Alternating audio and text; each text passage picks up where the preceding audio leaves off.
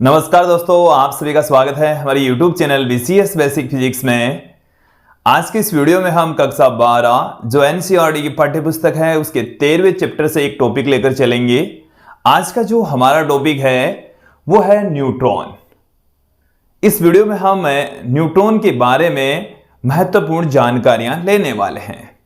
हम न्यूट्रॉन की खोज कैसे हुई, न्यूट्रॉन के विभिन्न गुणों के बारे में यहां पर चर्चा करेंगे।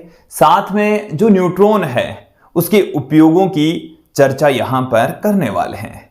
तो ये जो आज का हमारा वीडियो है वो है न्यूट्रॉन पर आधारित। न्यूट्रॉन के बारे में महत्वपूर्ण जानकारियां आज के इस वीडियो से मिलने वाली हैं।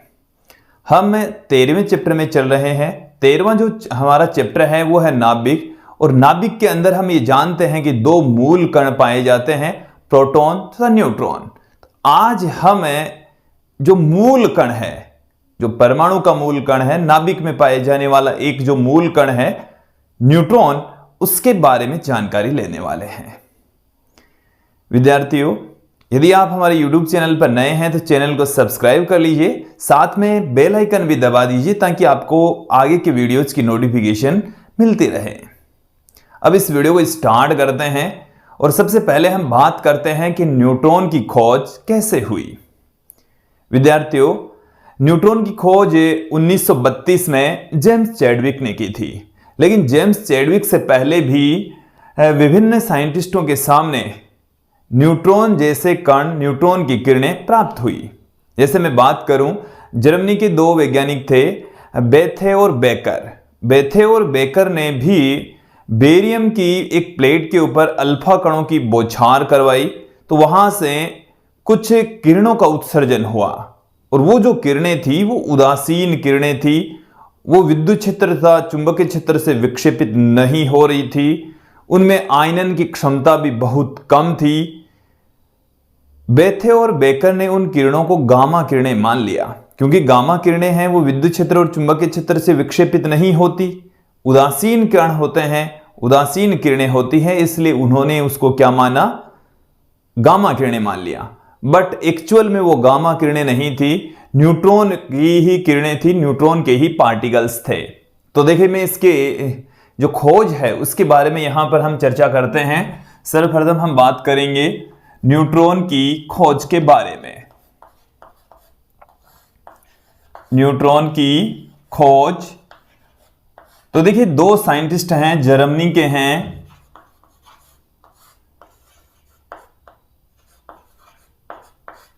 वो थे वह बेकर।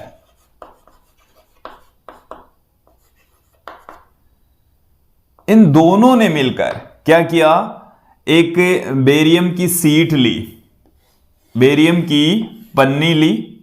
ये हमारे पास में एक पन्नी है, बेरियम की हमने यहां पर पन्नी ली है, और इस पन्नी के ऊपर अल्फा कणों का आक्रमण करवाया, अल्फा कणों की बौछार करवाई। ये क्या है, अल्फा कण। तो यहां से कुछ विकिरणों का उत्सर्जन हुआ, कुछ किरणें निकली। ये इन्होंने देख लिया। इन्होंने ये देखा कि ये जो किरणें हैं ये उदासीन किरणें हैं, अर्थात इन पर कोई आवेश नहीं होता, अर्थात उदासीन किरणें हैं। इसका मतलब ये जो किरणें हैं वो विद्युत क्षेत्र और चुंबकीय क्षेत्र से विक्षेपित नहीं होती, विद्युत क्षेत्र और चुंबकीय क्षेत्र से विक्षेपित नहीं होती। देखिए, एक बार इसको आप समझ लीजिए कि ये बेरियम की एक पन्नी है, प्लेट है, इसके ऊपर अल्फा कणों का जब अटैक करवाया तो यहां से कुछ विकिरणों का उत्सर्जन हुआ, और उन विकिरणों के बारे में बेथे और बेकर ने क्या क्या देखा, ये जो किरणें हैं वो उदासीन किरणें थी। इनकी आयनन क्षमता न के बराबर, इन किरणों की जो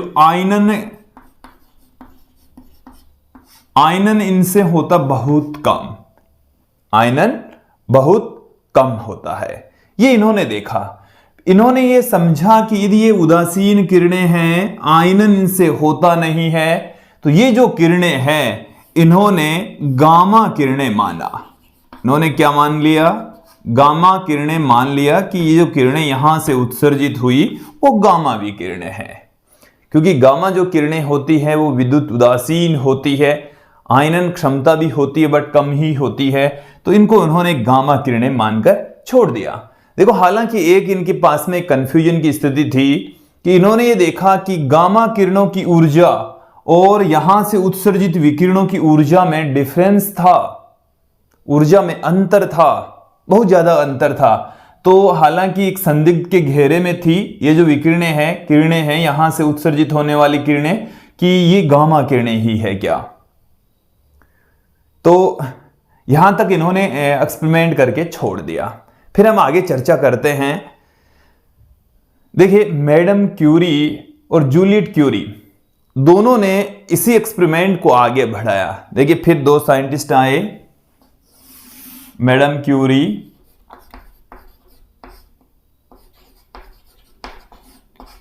व जूलियट क्यूरी।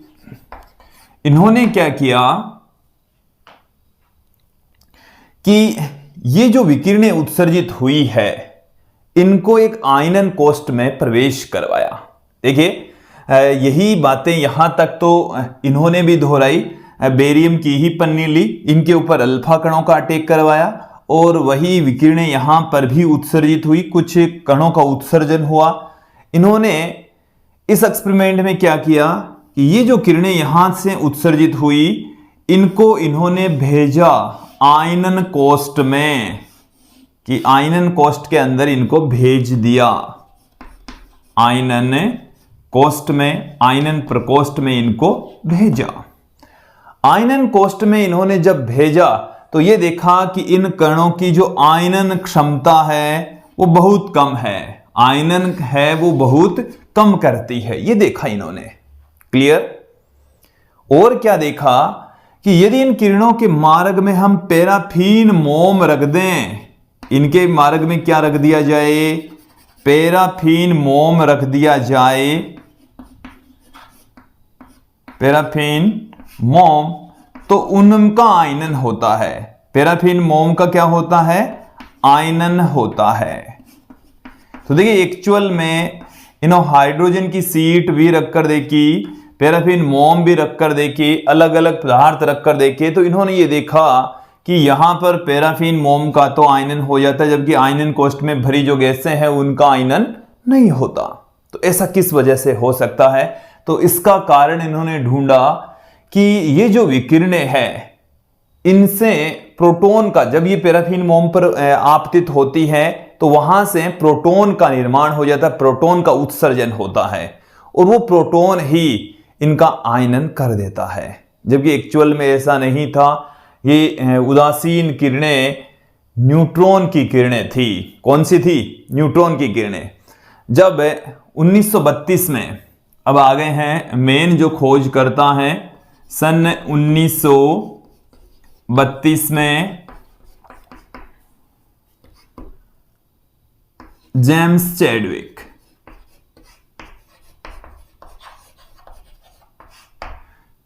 जेम्स चैडविक आ गए और जेम्स चैडविक ने, देखो यही एक्सपेरिमेंट चल रहा था, इसी एक्सपेरिमेंट से रिलेटेड नए नए रिजल्ट्स निकल रहे थे कि बेरियम की पन्नी के ऊपर जब अल्फा कणों का अटैक करवाया जाता है तो यहां पर भी कुछ विकिरणों का उत्सर्जन होता है। तो जेम्स चैडविक ने यह देखा कि गामा किरणों की और इन विकिरणों की जो ऊर्जा है उनमें बहुत ज्यादा अंतर है, डिफरेंस है, इसलिए गामा विकिरणें तो नहीं हो सकती। हालांकि उदासीन कण हैं, गामा विकिरणें तो नहीं है। तो इन्होंने गामा किरणों की बजाय ये कहा कि ये कोई अलग ही किरणें हैं, अलग ही कण यहां से निकलते हैं जो कि उदासीन होते हैं। जो कि कैसे होते हैं? उदासीन। उनकी आयनन क्षमता बहुत कम होती है, भेदन क्षमता अधिक होती है।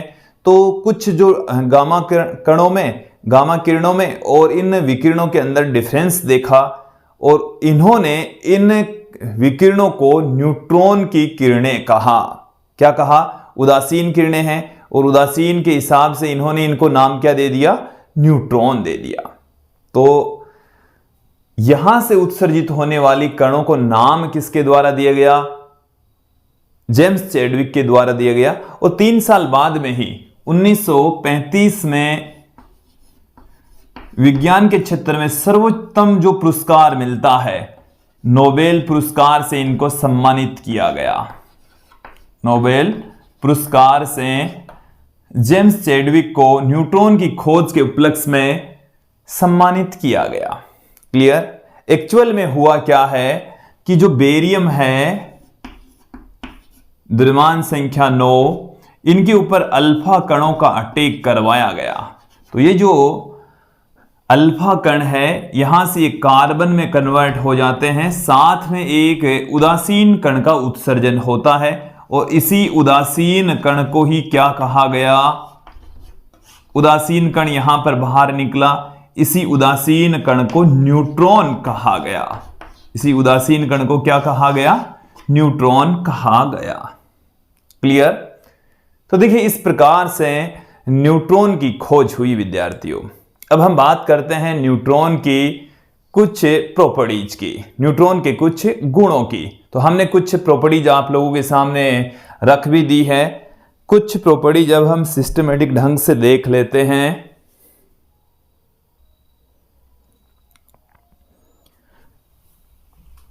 न्यूट्रॉन के गुण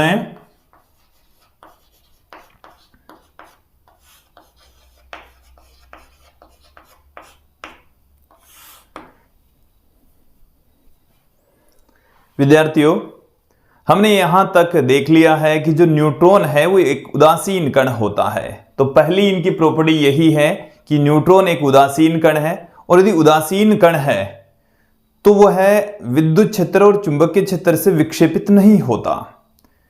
उदासीन होने की वजह से ही वो गैसों का आयनीकरण नहीं करता। चलिए, उदासीन होने की वजह से यहां पर हमारे पास में दो प्रॉपर्टी जा चुकी है। पहला इसका जो गुण है वो क्या है?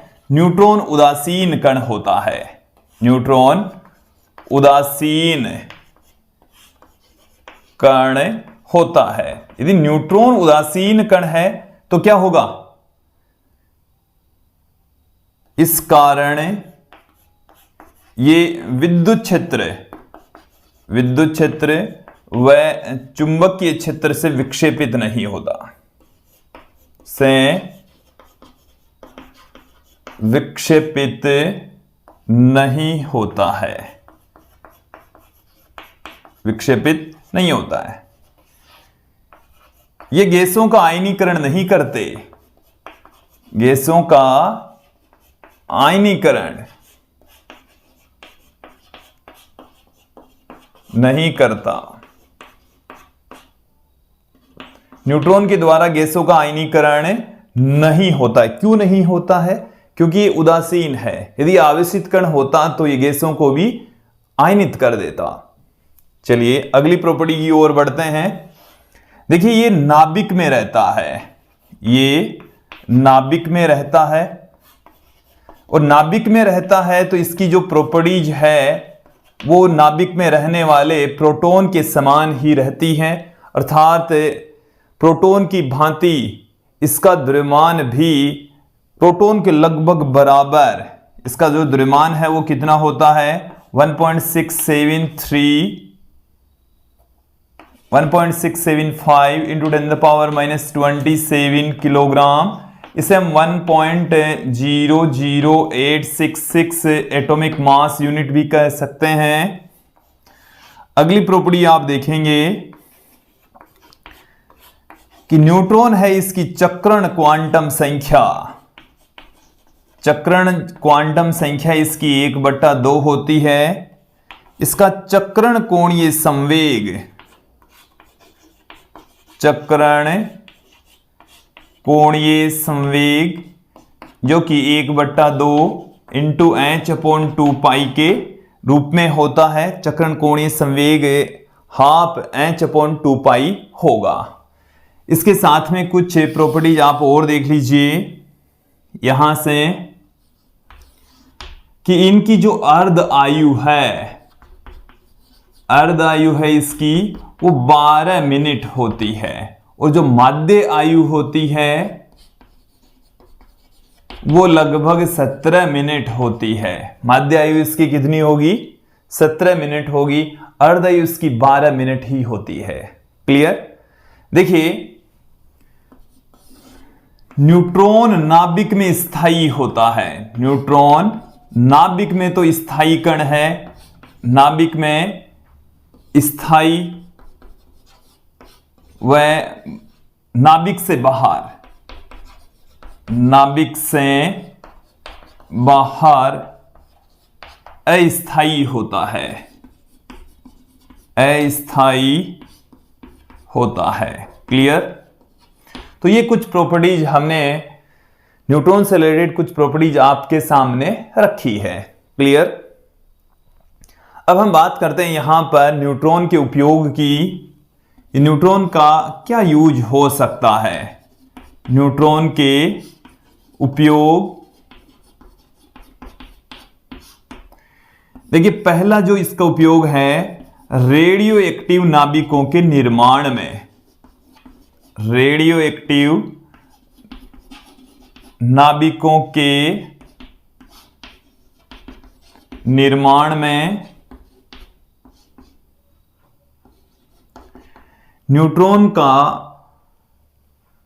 उपयोग करते हुए हम नए रेडियो एक्टिव नाभिकों का निर्माण कर सकते हैं। इसके साथ में देखिए जो नाभिक की विखंडन अभिक्रिया है उसमें हम न्यूट्रॉनों का ही प्रयोग करते हैं। नाभिक की विखंडन अभिक्रिया में आक्रमणकारी जो कण है वो हमारे पास में न्यूट्रॉन ही होता है। नाभिक की विखंडन अभिक्रिया में न्यूट्रॉनों का ही उपयोग होता है। क्लियर? आगे बढ़ते हैं। देखिए इसका जो उपयोग है कृषि क्षेत्र में, देखिए कृषि क्षेत्र में इसलिए क्योंकि यहां से नए नाभिकों का हम निर्माण कर सकते हैं न्यूट्रॉन की सहायता से। तो कृषि क्षेत्र में, चिकित्सा के क्षेत्र में, इन सभी क्षेत्रों में न्यूट्रॉन का उपयोग होता है। साथ में आप देखिए क्रिस्टलीय संरचना का अध्ययन करने में, क्रिस्टलीय संरचना के अध्ययन में भी न्यूट्रॉन का उपयोग होता है। तो ये मैंने कुछ प्रॉपर्टीज न्यूट्रॉन से रिलेटेड है आप लोगों के सामने रखी है। तो विद्यार्थियों इन प्रॉपर्टीज में से कुछ प्रॉपर्टीज हम इस चैप्टर को जैसे जैसे आगे बढ़ाएंगे वो आपको समझ में आती चली जाएगी, क्योंकि इस चैप्टर में उनका यूज भी है। तो ये था आज का हमारा वीडियो जिसमें आपने देखा न्यूट्रॉन के बारे में कुछ महत्वपूर्ण जानकारी कि न्यूट्रॉन की उत्पत्ति खोज कैसे हुई। साथ में आपने देखा न्यूट्रॉन से रिलेटेड कुछ महत्वपूर्ण प्रॉपर्टीज। अंत में हमने चर्चा की न्यूट्रॉन के उपयोगों के बारे में। आज के इस वीडियो में इतना ही। धन्यवाद दोस्तों।